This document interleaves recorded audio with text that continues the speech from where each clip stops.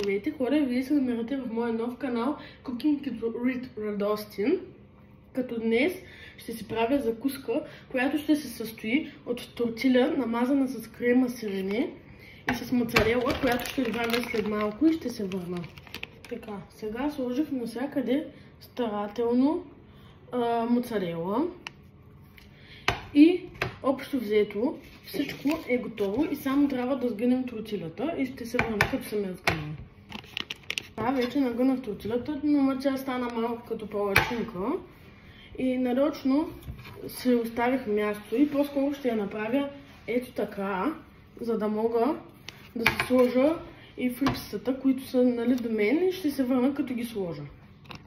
Общо взето е готова моята закуска на обяд сляно, като тортиля и доста фрипси, защото малко го излях, но да не обръщаме внимание на това и сега ще се върна, когато съм приготвил вече своята маса. Хора, вече всичко е готово, ето е тортилята и тук си налях студен чай. Като това беше от мен, моля ви, шервате, споделяйте и се абонирайте за моя канал за още такива подобни клипчета, ако са ви интересни.